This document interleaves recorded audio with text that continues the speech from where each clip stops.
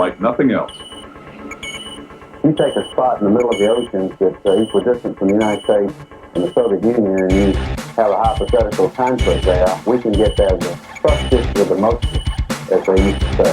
Find out from our rudder, go ahead and breathe some Newport 313. We've got some Air Force aircraft doing raids on us today. We don't know exactly when they're coming, and our job is to intercept them and simulate taking them out several hundred miles away. And we do it, or we do but. And winning is the only important thing.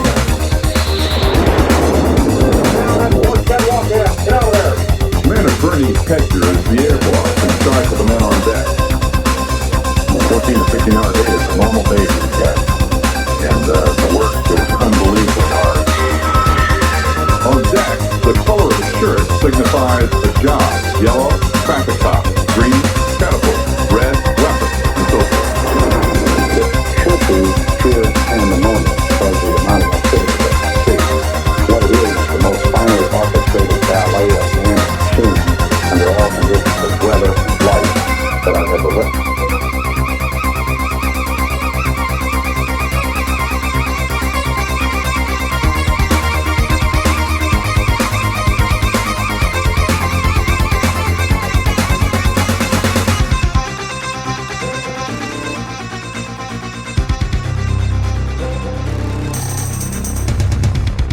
But there's more here than the majesty and power of man and machine. This carrier represents a major piece of our country's strategy, how to protect us. People can argue, and do, about what we need to be secure, how many ships, planes, guns, and personnel. But most agree we don't get full value for what we spend on defense, and too often it's the troops who have to pick up the slack. I don't think people in Washington understand exactly what we do.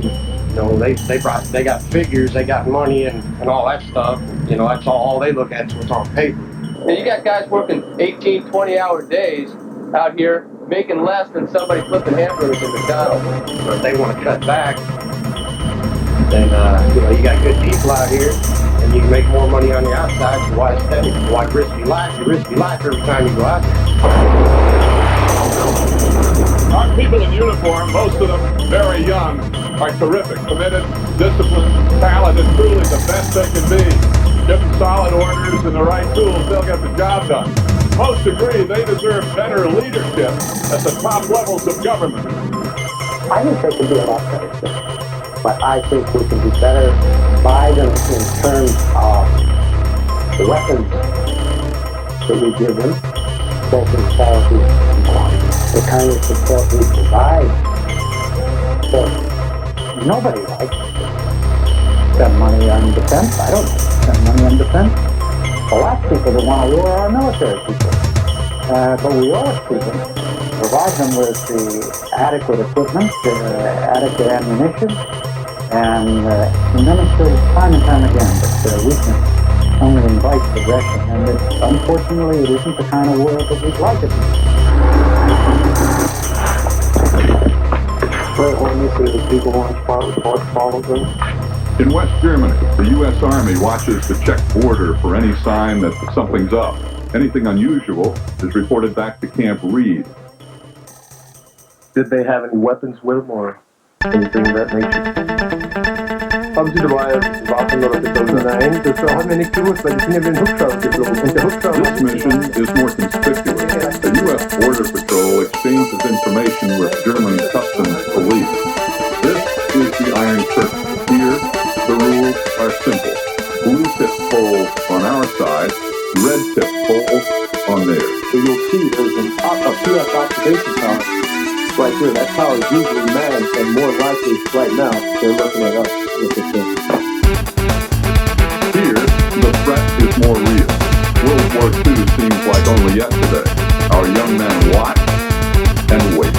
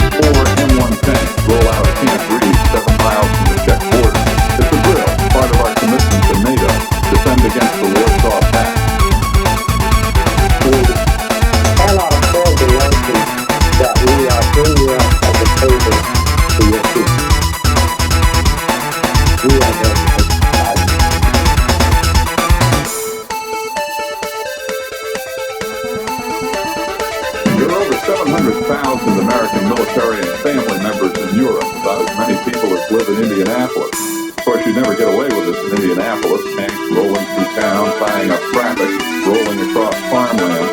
We don't hear many complaints out here, though. What we're doing out here, we're paying for the price of freedom, there's no doubt about it. Putting long, hard hours, train hard, and every time we go on a patrol, you can see the end result. They're out there just as often. I find that the soldiers and the leaders are very much aware of the threat they face. They know their enemy. They know the capability of their enemy.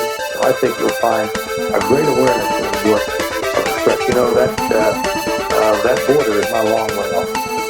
This is called forward deployment, whether it's a lonely stretch of German farmland or the DMZ in Korea. The idea is to fight the war on their soil, not ours. But it's incredibly expensive. Over 2/3 of our defense budget goes for military strength that would be used outside the United States. And we spend more on the NATO alliance than the other 15 NATO members combined. After World War II, only America was able to protect the entire free world. Not anymore. We have rich and powerful allies in Asia, Europe, and our part of the world. Many Americans think they should pick up more of the tab for defending freedom. Japan and Europe were dealing with that civil war.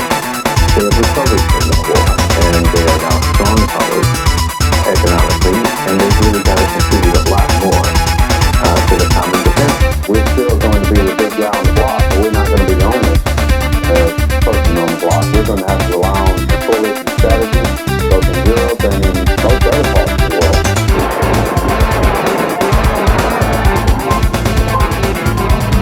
They call this camp the Rock. Here they can tear the place up without worrying about somebody's garden. They let the N-1 tank do what it's supposed to do, run and gun.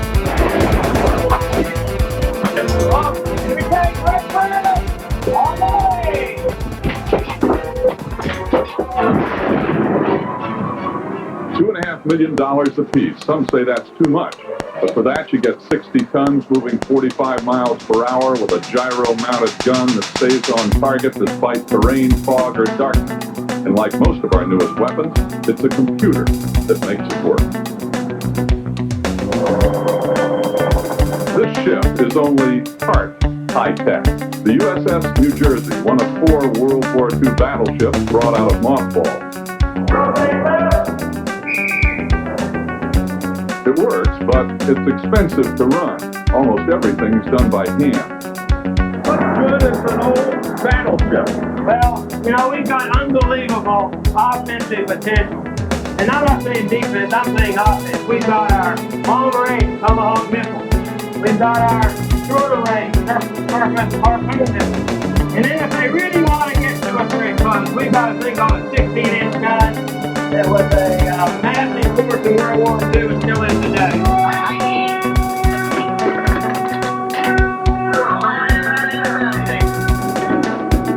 General quarters, a drill, and big excitement for the men in the turrets of those 16-inch guns.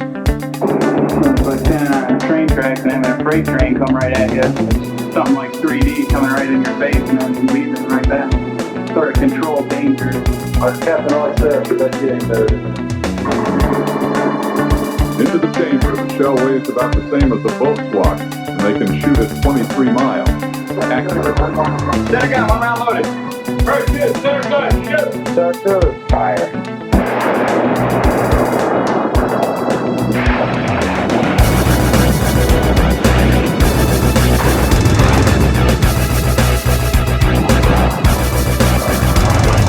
Impressive. But with the smoke clears, the question is, do we need this ship at all? Or for that matter, MX, the Midget-Man missiles, stealth, FBI, the other sophisticated new weapons. Since we're cutting back on defense spending, we need priorities. Which weapons and how many fit into our grand plan?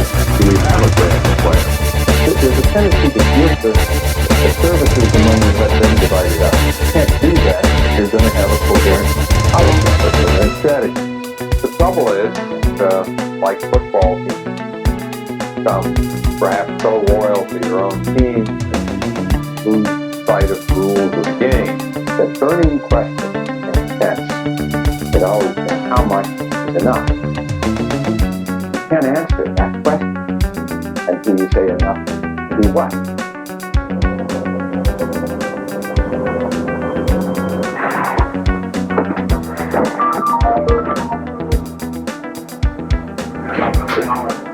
The Navy knew what it wanted from this ship: find the enemy over the horizon and protect the fleet. Early warning.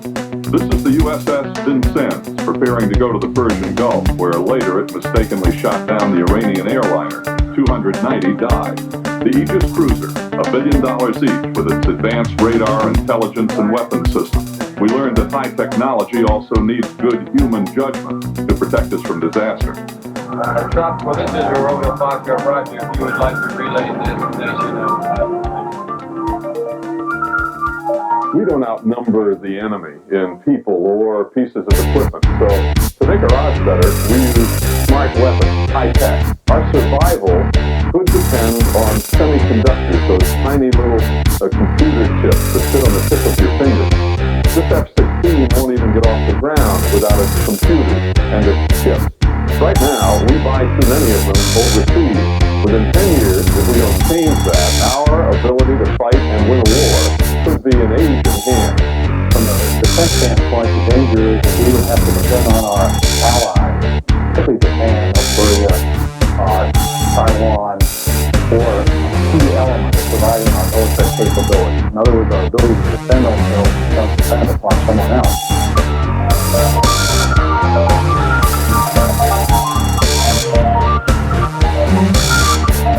For a strong defense, we need strong industry. Here in the nearly mile-long F-16 factory, just about everything is high-tech.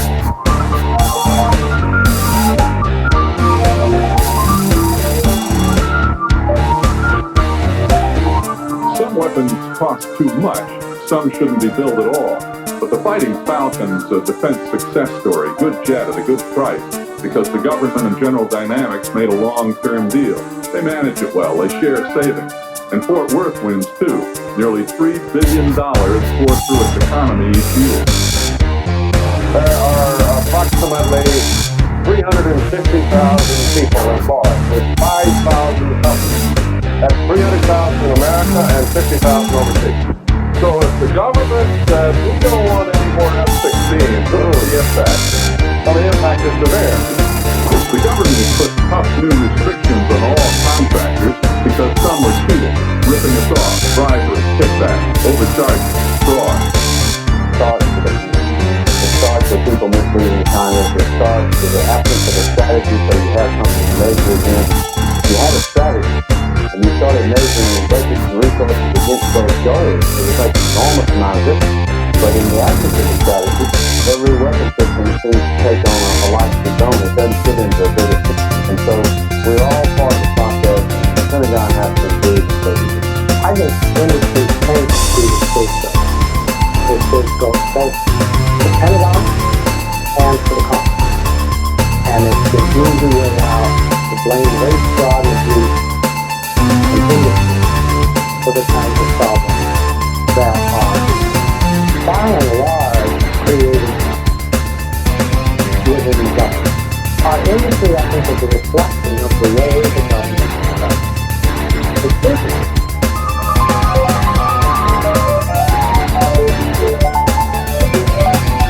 Every 29 hours, another F-16 rolls off the assembly line. Now it's less complicated. A pilot, a plane, a purpose.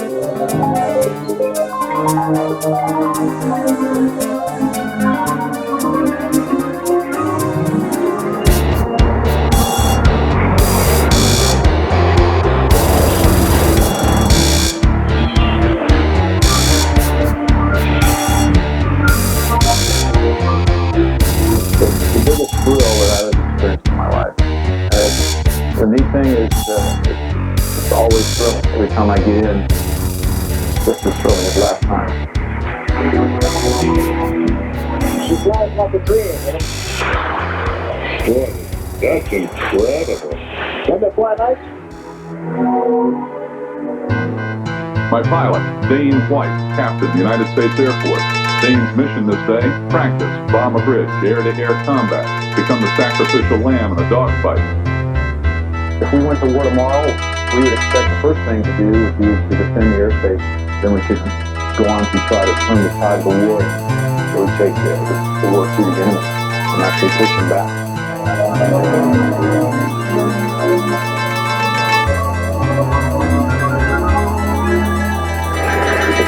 You can see what the President said today on launch. Shooting box around the target. Gun sights in line there that show our ability to go up because of the lead report. This is what the attack pilot sees through the gun camera as he's got across the cloud. Something like a home video game.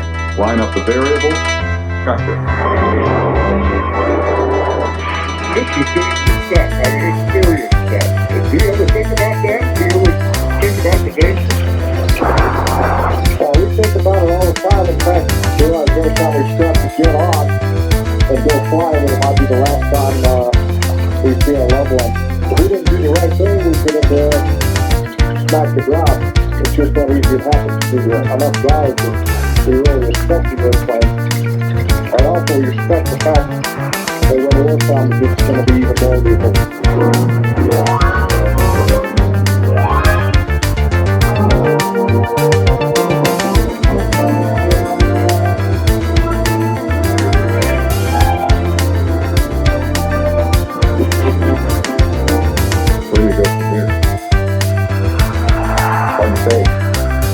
Hopefully it won't be away from the F-16.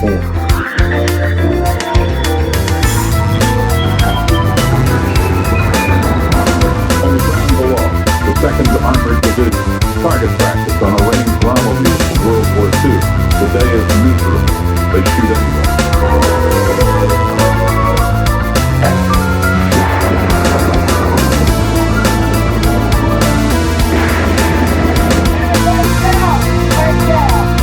A lot of the money spent on defense is well spent.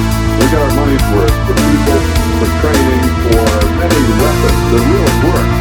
But a tremendous amount of defense money is wasted. We're not talking about the hammers and toilet seats that cost hundreds of dollars, but tens of billions of dollars that would go instead for taking care of people, or educating our children, or reducing the deficit.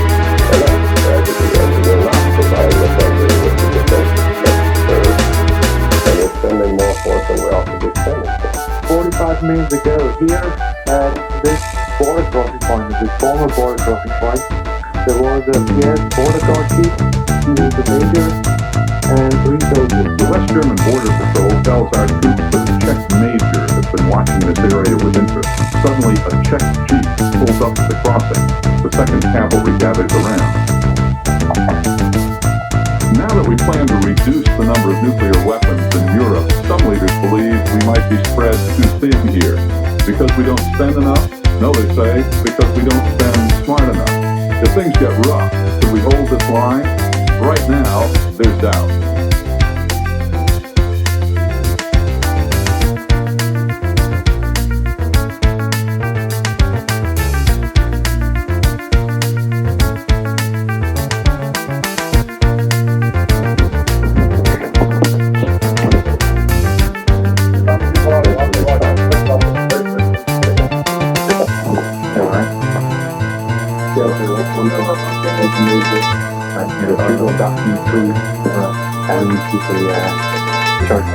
What goes on here at the border is bizarre. A Czech major and his men observe us, observing them. The Czechs and our 2nd Cavalry stand a few feet apart and stare at each other. Are you allowed to speak to them? The procedures that we use here is to not make contact with them, either speaking or gestures or whatever, because that can be misinterpreted to cause problems. What we try to do here is to be professional. We're what they see. This is, when they see the U.S. Army, they see this regiment. And so we've got to do the best. Our equipment's got to look good. Our soldiers have got to be ready. And they are. Even if Gorbachev makes the tank and troop cuts he proposed at the UN, the Warsaw Pact will still hold a significant conventional force advantage in Europe. And conventional fighting's expensive. That's one of the reasons we decided decades ago to use a less expensive deterrent, nuclear weapons.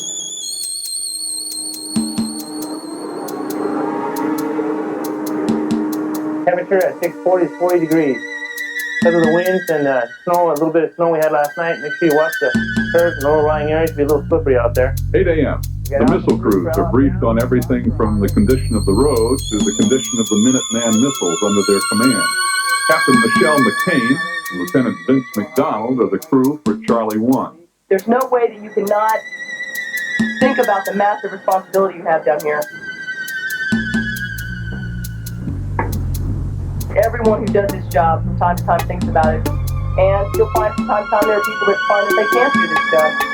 8 times a month, they drive 1 hour to this launch control facility known as Charlie 1. There are security checks before they can get to the elevator that will take them below.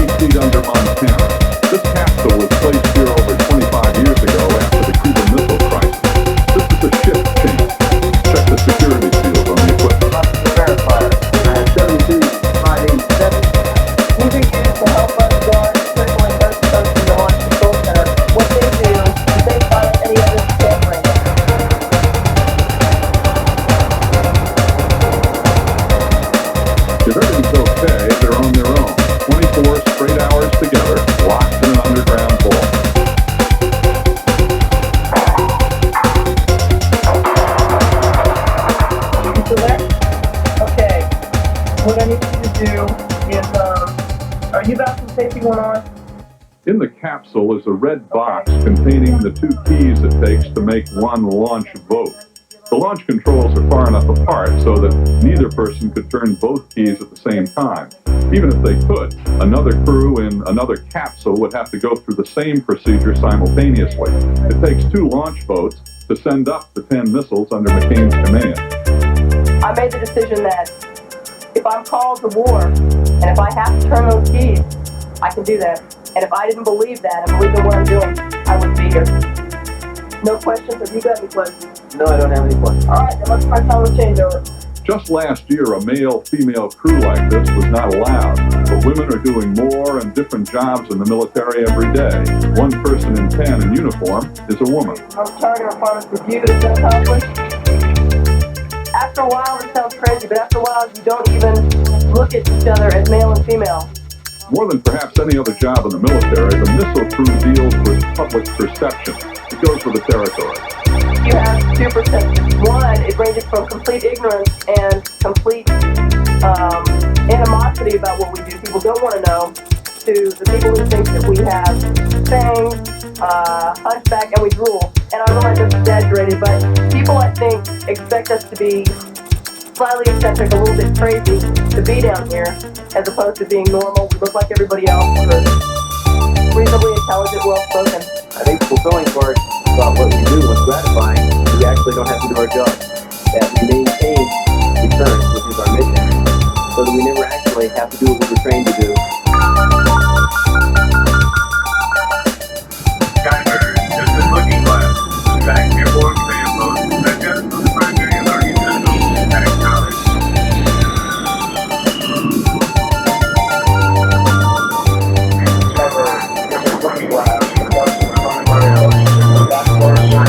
They call this airplane Looking Glass because it's a mirror image of SAC's underground command center.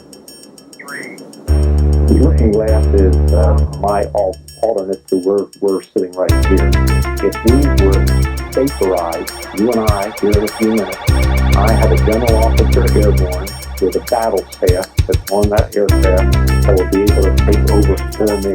Roger, Command Center, this is Marigold. Would you place your DDO on the line for me, please? Stand by for General Holland. General Buck Schuler and his staff are in the air for an 8-hour shift. They fly only over the continental United States. They refuel in the air to stay airborne, alert, and in touch with the people manning our bombers and missiles around the world. Before this plane lands, an identical one with another general on board takes its place. A looking glass aircraft has been in the air 24 hours a day for the past 27 straight years. The materials with which we would execute control the back force are locked in the safe, and I have a key, and the ops controller has the key. Where do you keep the key? I keep the key around my neck. Roger. Understand that, understand 7 bombers and 3 tankers, and when will the tankers recover from Edwards? Our military leaders have to know that they'll have enough money to keep this plane in the air and maintain other capabilities for years to come. They say that Congress is just too involved in the nitty-gritty of day-to-day Pentagon spending that it keeps jerking the defense budget around like a yo-yo. Lots of money for a few years, then not so much money the next year. The military says that Congress will just provide a constant known amount for several years. The services will do a better job for less. The biggest problem we have in terms of weight, the Pentagon, isn't a $600 toilet. The biggest problem is the on-again, off-again nature of the funding. We ratchet up the spending one year and then cut it back the next. If we could somehow play together a more business-like way of dealing between the Department of Defense and the Congress, that we can give this country the defense that they deserve for an awful lot less than we spend. But what we have to do is focus on the huge waste, and that is inefficient production lines, lack of coordination between the services, duplication between our own military services, and duplication between allies. Members of Congress use defense spending to bring business dollars to their district, help them get reelected. But try to trim waste, they say, not in my neighborhood. Cancel a big weapons program? Absolutely. But not in my state. And try to close an unneeded military base? You bet. But not in my district. All too often, members of Congress look on a program, a weapon system, or a base as jobs for their district rather than something that's essential to national defense. Counseling even the dogs around Congress is very difficult, let alone one that has inheritance. It's extremely difficult. You've got jobs involved, you've got constituents involved, it's blame congressmen or senators for trying to do something that his constituents want. The question then is, does the rest of the Congress have to go along with that? And the answer is no. There's a disease in defense called not my fault. If something goes wrong, it's not my fault, blame the other guy. The government points at industry. Industry points at government. The Congress blames the Pentagon. The military blames Congress. Until there's incentive and reward for doing a good job, until people get fired for doing a bad job, until high-ups start holding other high-ups accountable for spending too much of our money like it's play money, it's not going to change.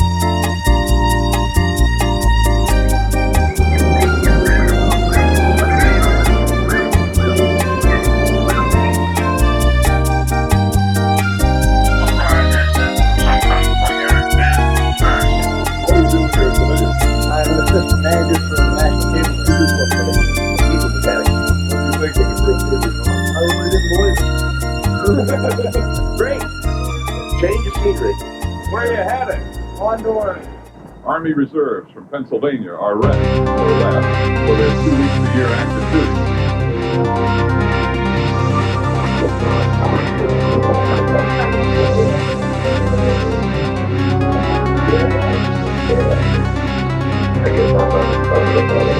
This will be home for the next 2 weeks. How they're going. It's a joint operation with the Honduran Army.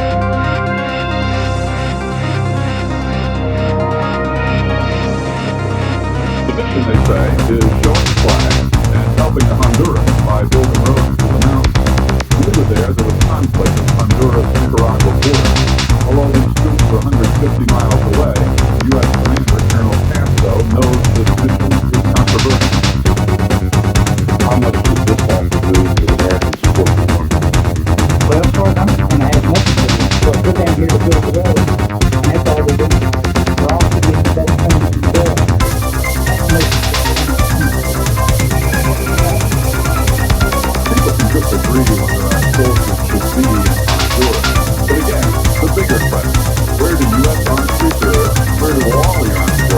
headed to our country, they plan our strategy to defend the free world. The President and his advisors set our national security goals.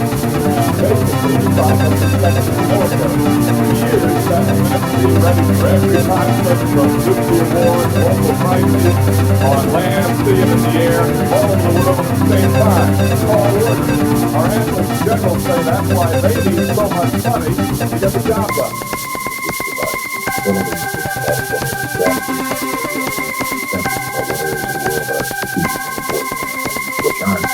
And if we gave them the kind of resources, not a big increase, but stable, steady funding that would allow them to develop, then I think we could see how quickly they are. There is no different strategy that is very, have no defense policy. Anything that's worth conspiracy is the proper use of that term. It does not exist. It has not existed.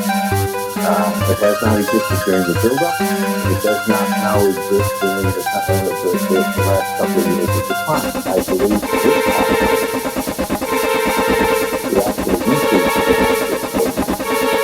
is almost pandemic.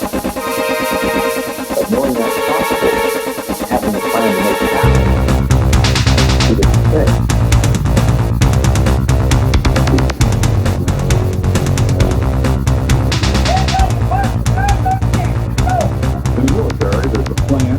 system, a procedure for virtually everything. On a carrier deck, even the tiniest scrap of debris is picked up so it can't get sucked into a jet intake. We get ready to launch in the F-14. I'll fly with Ray Rhodes, combat veteran, commander of the Sundown. The squadron got that name from downing so many Japanese planes during World War II. The longer you stay in, the more additional responsibilities you get. So flying becomes an escape. You know, paperwork starts piling up.